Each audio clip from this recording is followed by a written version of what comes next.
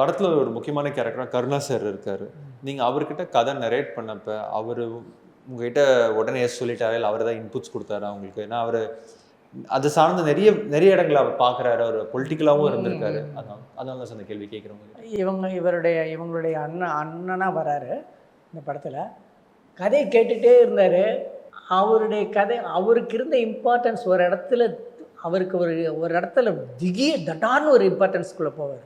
அந்த இடத்துக்கு கேட்டோன்னே சார் இந்த படம் பண்ணிடுறேன் சார், நான் இதுக்கப்புறம் இந்த மாதிரி ஒரு கேரக்டர் பண்ணுறதுக்கே என்னை கூப்பிடுவாங்க, எனக்கு ஒரு வேற ஒரு ரூட்டு கிடைக்கும், எனக்கு வேற ஒரு பாத் ஓப்பன் ஆகும், எனக்கு ஐ வாண்ட் டு டூ நான் இதை பண்ணுறேன் சார் அப்படின்னு. ஸோ அவர் ரொம்ப முக்கியமானவர் இருக்கார். இந்த மூவியில் நடித்த எல்லாரும் ஸ்பாட்டில் வரும்போது ஃபஸ்ட்டு சொல்கிறது பயங்கரமான ஒரு கதை இது எங்களுக்கு எல்லாருக்குமே எங்களோட கெரியரில் இந்த நூறுசாமி ரொம்ப முக்கியமான ஒரு மூவி, ஒரு கேரக்டராக இருக்கும். ஸோ அப்படி தான் எல்லாரும் ஸ்பாட்டில் வரும்போதே பயங்கரமான ஒரு கதை, பயங்கரமான ஒரு கேரக்டர் அப்படின்னு தான் சொல்லுவாங்க. ஸோ எல்லாருக்குமே இந்த கதை ரொம்ப பிடிச்சிருக்கு.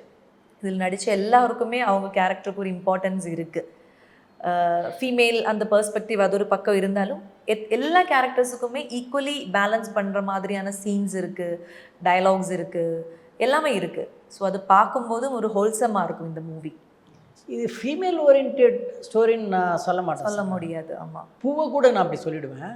இந்த படம் அப்படி இல்லை சார். ஒரு சிங்கிள் பேரண்ட்டை நம்ம எப்படியெல்லாம் பார்க்குறோங்கிறது நம்முடைய கதையை தான் சொல்லியிருக்கேன் நான்.